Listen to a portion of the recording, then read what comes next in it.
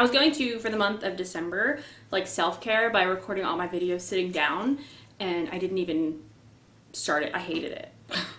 I can't believe I used to do all the videos that way. I need the energy. I need the movement, you know? I'm having coffee. Hi BookTube, I am a Rebecca without my Sarah forever. It's not forever, she's just busy.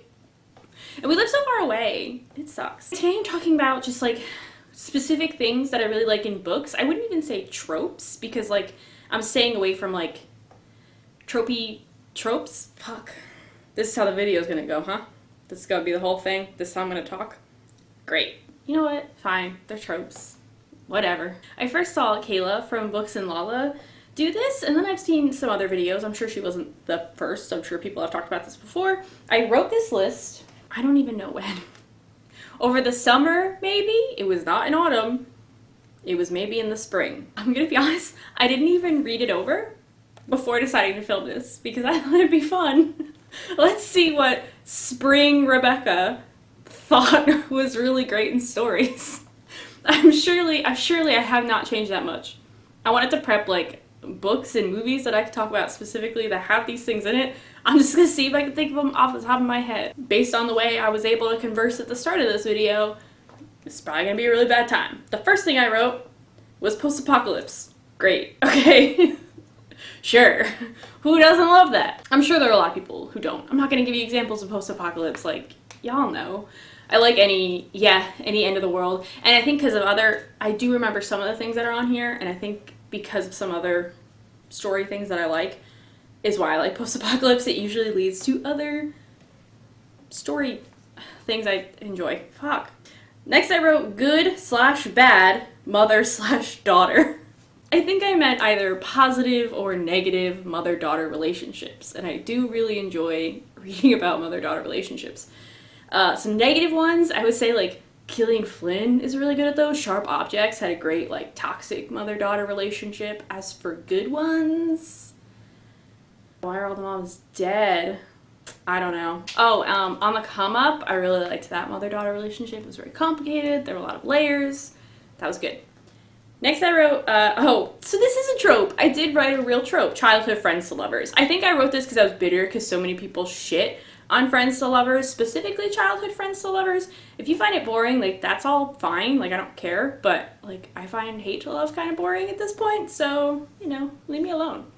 Leave me and my childhood friends and lovers alone. Next I wrote, romance between a ghost and a human. I do love this.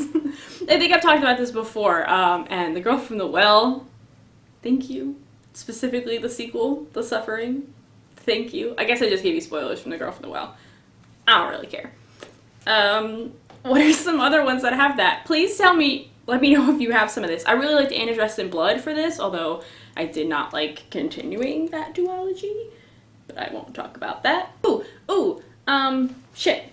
Missing Presumed Dead by Emma Berquist. Next up, I wrote Lost in the Woods, Dangerous Hiking. Two very different, well, they're not two very different things.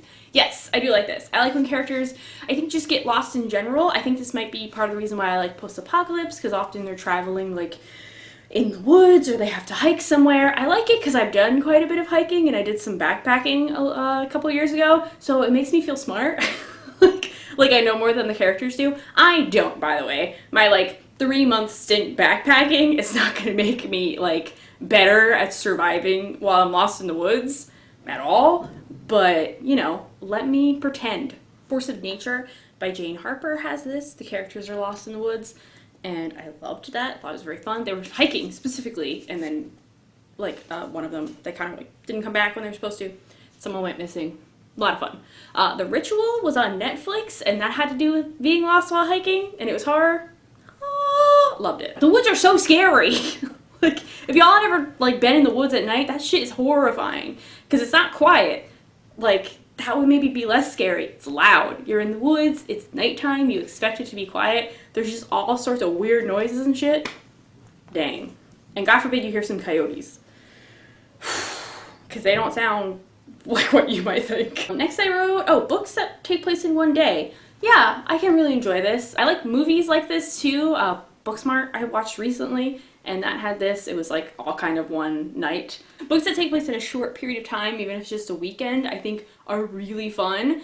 And specifically one day. I think that's why I don't talk about this here, but I actually don't hate insta-love as much as a lot of other people do, and I think it's because I enjoy romance in my novels, and I enjoy novels that take place in a short period of time. So, I don't care. That is unrealistic that they fell in love. Whatever. It's still fun. Like, let me live in this fantasy. I don't know if I have this on here, but I also like the very opposite of that is books that take place over like generations. The Homegoing by Ya Jesse and Pachinko by Min Jin Lee take place over a very long period of time, and it's epic, and I love it. So apparently my novels need to take place in 1 to 2 days or like 100 years. And if it's in between that, fuck you. No, I'm just kidding. Those are fine too. Misunderstood Monster. Okay. I think what I was thinking about for this, and this is spoilers for a movie that came out a very long time ago, so I really don't care. And now I forget what it was called. Okay, Super 8. J.J. Abrams' Alien movie came up. I haven't seen this in a really long time, and I don't know if I would like the movie now, like totally or anything, but I did really like how there was this fear of a monster, and then you learn more about this monster, and maybe we shouldn't be afraid of it, you know? Stuff like that. I like it when you believe that there's some kind of evil monster, and then it turns out that they're only a monster. They're only seeming monstrous because of what's being done to them, I guess. Oh, I wrote two people eventually meet, and then I wrote the smell of other people's houses. So I think I know what I meant by that. There are other books that do this, but the smell of other people's houses is the first one that really comes to mind. It's when you're following a bunch of people separately, and then they all kind of connect. I really enjoy that. This happens a lot in, I think, fantasy. Sometimes you'll be following like the protagonist and then the love interest, and then you're kind of waiting for them to meet each other. The Demon King series does that by Cinda Williams Shima. I love this series. I don't think I talk about it enough, and I want to reread it, but there's like 4 of them. But I love that you're following 2 characters, and you're like, are you guys gonna meet? And then they like obviously eventually do, but it's like, it's different than you think, and oh, it's so good. Station 11 also gives me those vibes, except in this one you're kind of following objects and seeing where they end up and seeing how it all connects, and I find that very fun. I don't usually like it while I'm reading them because I'm like, why am I confused? And then I understand why I'm confused, and I'm no longer confused, and it's fun. Oh, Unexplained Magic. What was I talking about? Let me try to think what past Rebecca meant by Unexplained Magic. Okay, I guess magical realism would follow under this.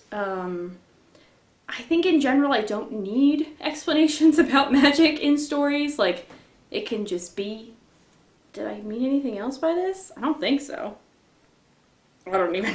Whatever. Except I wrote video games. This needs no explanation. I want more video games in my freaking books. But not Ready Player One, because y'all know. Come on. Come on. The obvious one for this is Warcross. I loved this because of the video game elements, and I want more like it. Please. There are gamers who are book nerds, and vice versa. Let us be together. In harmony. Next up I wrote, is it supernatural? So like a ghost turns out to be real, something like that. Speaking of Supernatural did this a couple of times, and I don't care if I spoil Supernatural because like it's been on 8 million years, and I stopped after like season 7, so I'm clearly not spoiling anything new. But I distinctly remember there was an episode where they believed that they were being haunted, so they did the salt thing like around it, and the girl looked down and she's like, okay, and then just walked over the salt, and you're like, oh shit. That was great. I like stories like that. I like when you're not sure if there's a supernatural element or not, and then the reveal at the end. I like to know by the end if it was supernatural or not. I don't have to, but Night Film does this. It also does this very well, and I really enjoyed that element of it. God damn, this book's heavy. I forgot. I read this a while ago, and I really enjoyed it. I know it has like kind of mixed reviews. Some people found it really boring. I was just kind of intrigued, and I liked is this supernatural element to it. In this book, from what I remember, a young woman goes missing. No, she doesn't go missing. She has to commit suicide, and she had her dad like makes these creepy horror films, and there's been a lot of speculation about like him being involved in some bad kind of cult-like stuff, and did his daughter get involved? There's some weird things happening that it might be supernatural, but maybe it wasn't. And I really liked that. The next one, I don't know what's wrong with me. The next one is people secretly living in the walls. I don't know why, but I really like stories like this. Oh, it's so terrifying. I don't even want to talk about examples, but although if you know any books like that, I don't think I've ever read any. I've only seen some movies where this happens. Yeah, someone like secretly living in like the basement or the attic, the walls, I think is the most horrifying, and now I'm freaked out that there's someone in my walls. What's next? Oh, thought you were dead. Hell yeah. I think people have talked about this a lot. When two characters think the other one's dead, or one of them thinks the other one's dead, and then they reunite and they're not dead. Please. Oh my god. I want to write that in every novel that I write, but that would be overkill. But maybe I should anyway. My cats are being really wild upstairs. Really worried about the Christmas tree right now. Next I wrote, monsters living among people. Okay. That is very specific. Now I'm trying to think of an example. I guess like any kind of supernatural creature just living amongst people normally. That's very fun. That's very common with vampires, I suppose, and I do love vampires, so there we go. This is also very specific. Okay, a fancy date turns into a casual date. What was I watching that I decided to write this down? I do like that idea of like two people are going out and they're like, oh, we must impress the other person. And then they're like, do you want to just like, I don't know, go get street food? Oh, that's delightful. I think as my husband and I are not very fancy people, and our second date, like we went to Taco Bell. So I like the idea of two people realizing that they're just not fancy and that's okay. And you can still have a romantic time eating Taco Bell. I wrote one more thing down. Do I have any examples of it? Oh yeah, duh. I wrote down secret underground society. Downsiders is probably what started this for me, which is about people who literally live under New York City. I think in general I just like any kind of secret society book, just like there are groups and societies that exist hidden in ours that we don't know about. I think that's very fun. So they don't have to be underground, but I think that's a common one, and I do like that. Like the idea that there's just like a world beneath us that we don't know about. Very fun. So that's all I got to talk about today, I guess. Maybe I'll make another one of these that like I put a little bit more time into. I also wrote a list of things that I dislike in books, and I thought about making it the same video, but that'll be too long. It's a way shorter list, but I could probably add to it. But should I do like this video and not read it and just see what past Rebecca wrote?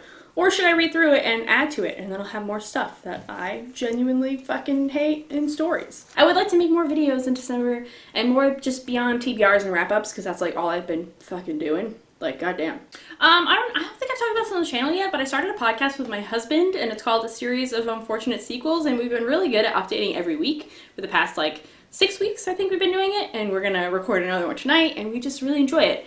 And we watch, we pick like a film franchise and we'll check IMDb for which one's the highest rated and which one's the lowest rated, and we watch each one and talk about them.